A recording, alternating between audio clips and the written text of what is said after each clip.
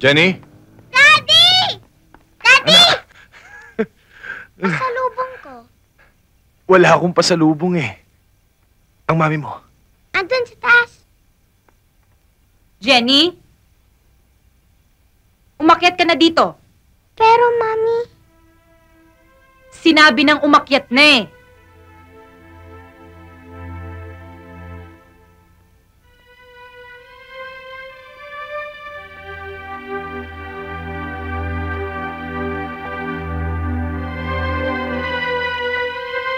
Anak, pumasok ka sa kwarto Gloria! ng lola mo. Dalian mo. Gloria, mag-usap tayo!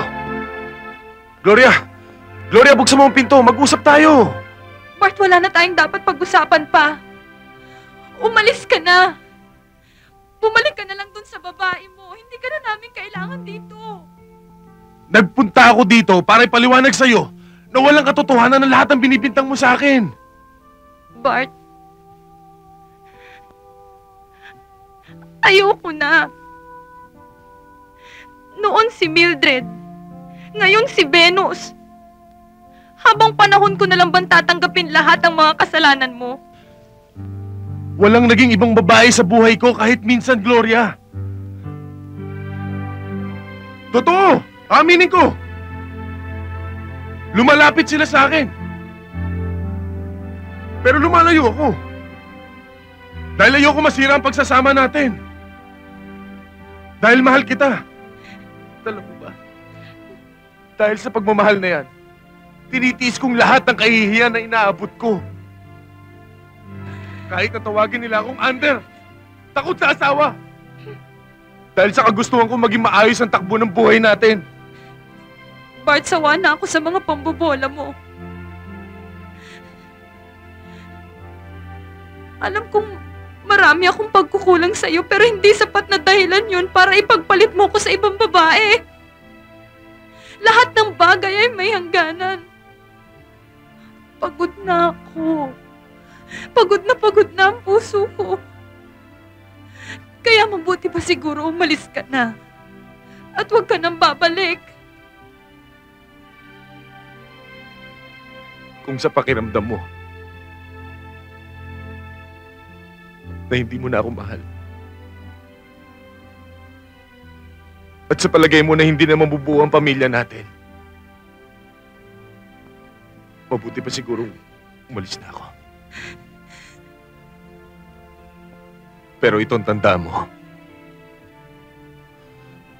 kung paano kita minahal noon, ganun pa rin kita kamahal hanggang ngayon.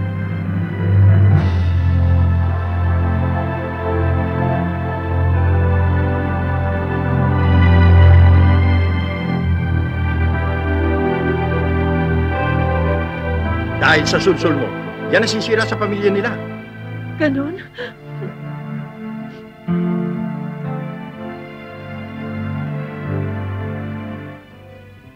Jalusing, kayo nang bahala kay Gloria. Huwag niyo papabayaan si Jenny.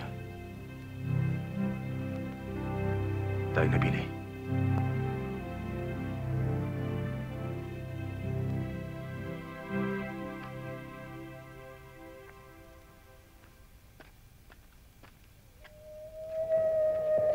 Sir, may multo. May multo eh. Bitiwan mo nga yan. Ano ba? Sir, may multo eh. Ano ka ba? May multo eh. Bitiwan mo nga ako! Sir, tricycle! Tricycle! Tricycle! Tricycle! Sasakay mo kami! Para. Tricycle! Oh, si Tata Kanor to ah. Si Tata Kanor pala eh. Bakit? Saan kayo pupunta? Pwede ho bang ihatid niyo kami sa pier? Di ba kadarating nyo lang? Oo, pero nagka-problema kay Ma'am Gloria eh. Ah, ganun ba? Wala namang barkong bibiyahe ngayon eh. Bukas pa ng tanghali. Di bale, sa airport na lang. Wala naman kayo mabibili ng tiket. Mas maganda pa, bukas na kayo bumiyahe. Paano to, sir? Baka naman po pwedeng makitulog kami sa inyo.